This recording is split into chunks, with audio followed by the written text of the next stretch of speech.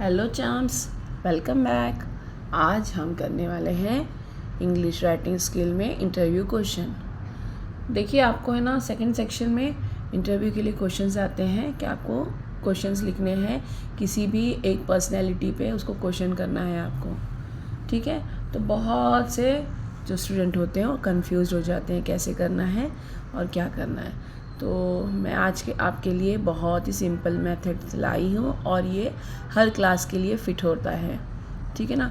कुछ ऐसा होता है कि हमको सामने वाले बंदे को वही पूछना है, वो सेम क्वेश्चन हर बंदे के लिए होते हैं। ठीक है ना।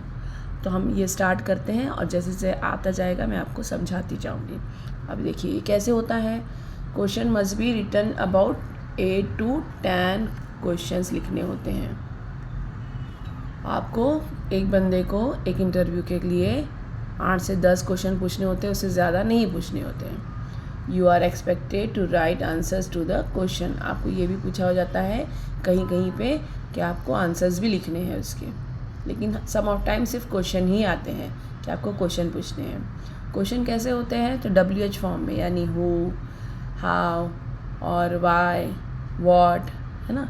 WH form questions and should be relevant, यानी वो बंदे के जैसे आप उसके पर्सनैलिटी के बारे में ही पूछना है उसके। आपको ये नहीं पूछना है कि जो उससे इररिलेवेंट हो, वो नहीं पूछना है। फिर उसके बाद जो है question should be based on the following points. अब उसके बाद में ये इनके जो है बेस्ड होना चाहिए। पहले तो इंट्रोडक्शन ऑफ द गेस्ट, बहुत ज़्यादा बार ये नहीं पूछा जाता है, आपको सिर्फ डायरेक्ट क्वेश्चन स्टार्ट करना होता है। फिर इंस्पिरेशन, उनकी कैसी इंस्पिरेशन हुई थी ये अभी मैं आपको बताती हूँ। प्रॉब्लम, उन्होंने क्या क्या फेस किया, उन्होंने क्या स्ट्रगल किए, क्या उनकी फैमिली ने उनको सपोर्ट की, उन्होंने अचीवमेंट्स क्या क्या किए, उनके ड्रीम क्या है, उनके मैसेज क्या है। और क्वेश्चन शुड बी पोलाइट। ये फिफ्थ जो है ये फोर्थ के आगे वाला है। हम इसको ये ABCD भी लिख सकते हैं। ठीक है ना। ये तो आपको समझाने के लिए मैंने बनाए थे पॉइंट्स।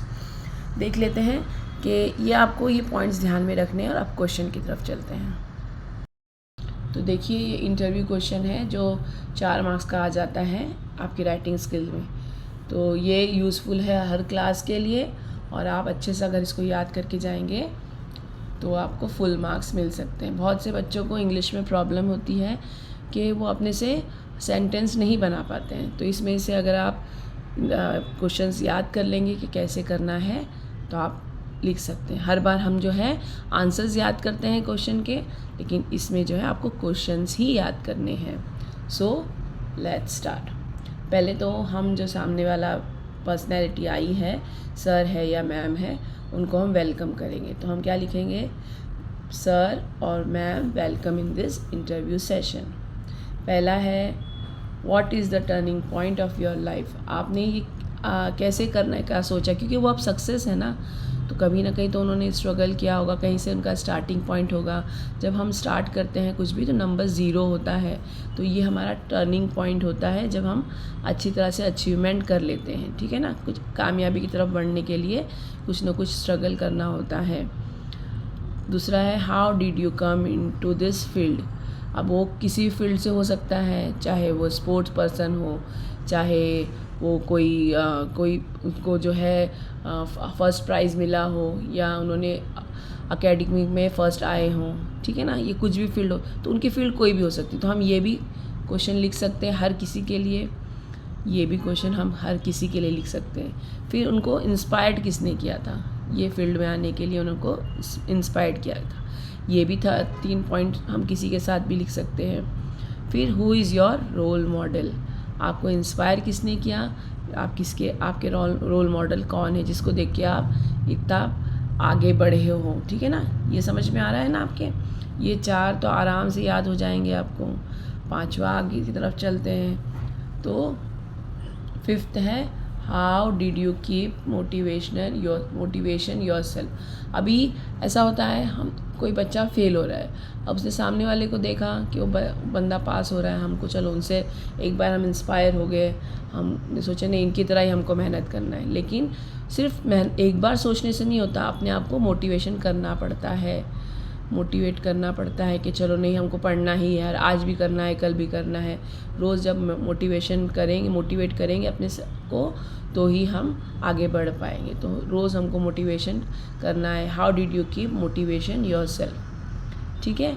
6th वन है, what are the challenges you face during your journey. अभी मैंने उधर बताया था कि इंस्पिरेशन कौन है, तो ये इंस्पिरेशन वाला हो गया, और प्रॉब्लम का वाला था तो ये प्रॉब्लम वाला आ गया कि आपने अपनी लाइफ में क्या क्या, ये जर्नी में आपने क्या क्या चैलेंजेस फेस किए हैं और आप उससे कैसे ओवरकम किए हैं, ठीक है ना।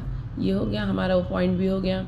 अब जो है did you family and friend support you, ये हमारा एक पास था फैमिली सपोर्ट वाला।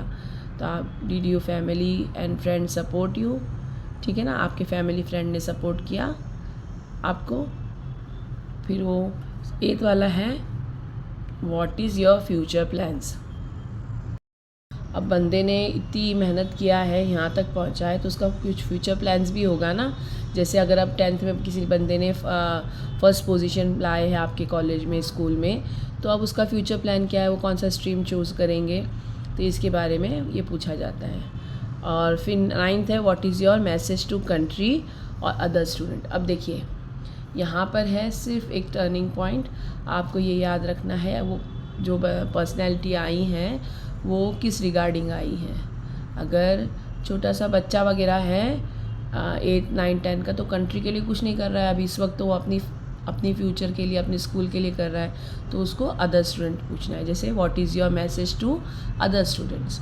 लेकिन अगर कोई स्पोर्ट्स पर्सन है या जिसको कोई बड़ा अवार्ड वगैरह मिला है, उसके लिए हम पूछेंगे what is your message to country, ठीक है ना। और लास्ट वन है, what are your feelings at this moment, आपको यहाँ पे पहुँच कर कैसा लग रहा है, ठीक है। ये सब के लिए ही सेम होंगे। अगर आपने ये कर लिया है तो आपको फुल मार्क्स मिलने से कोई भी नहीं रोक सकता है। ये 10 पॉइंट्स हैं, ये आप याद कर लीजिए। इसमें से अगर 8 भी लिख दिया आपने तो आपको पूरे मार्क्स मिल जाएंगे।